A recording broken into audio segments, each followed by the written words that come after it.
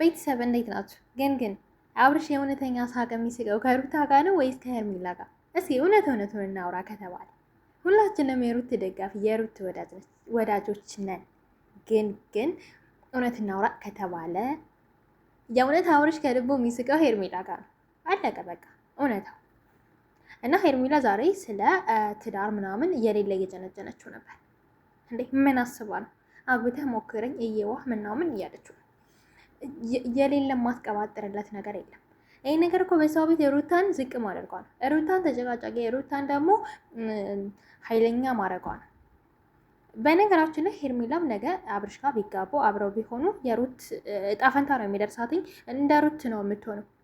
አብርሽ ወዶ ከሌላ ሴት ጋር ቪዲዮ ቢሰራ ምን ቢል ሄርሜላ ትጨቃጨቃለች። ይሄ የማንኛችንም የሴቶች ጸባይ ነው። ምንም ማድረግ አይቻልም። ስለዚህ ሄርሜላውን በስንት ቀን አንድ ቀን ስለሚያገኛትኝ አብራው ስለማትሆን እንዴ ትዳር ማለት ትዳርና እኮ በነገራችን ላይ ጓደኝነት የተለያየ ነው። ሄርሜላ ይሄን ማወቅ አለብሽ። እንዴ ምንድነው እንደዚህ? የእውነት ሩትን ትቶ እሷ ጋር እንዲሆን የማታደርገው ነገር የለም። ታውቃለች። ወንዶች ደግሞ በዚህ ነገር ይሸወዳሉ። በጣም ነው የሚሸወዱት። በጣም ነው የሚሳሳቱት። ትክክለኛ ነገር ትክክለኛ ማንነት ያለው ሲጀመር ትዳር ውስጥ ነው። ምንም ነገር ማለት ነው። የሰው ልጅ ጸባይም ሊሆን ይችላል፣ ምንም ነገር ሊሆን ይችላል። ማወቅ የምንችለው ማንኛውንም ነገር በትዳር ነው እንጂ በጓደኝነት አይደለም። በጓደኝነት ምንም የሚታወቅ ነገር የለም። ሄርሜላ አሁን ያን ነገር ነው ለማሳየት እየሞከረች አለችው።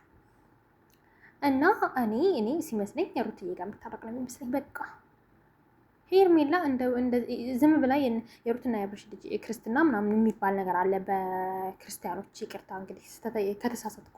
ያን ነገር ሄርሜላ ወስዳ ቤተሰብነቷን፣ ፋሚሊነቷን እንዲሁም በቃ የእነሱ ልጅ ክርስትና የሚባለውን ነገር ካነሳች በክርስቲያን ሃይማኖት ባህል ቢያንስ ከነሩትና ከነ አብርሽ አትርቅም።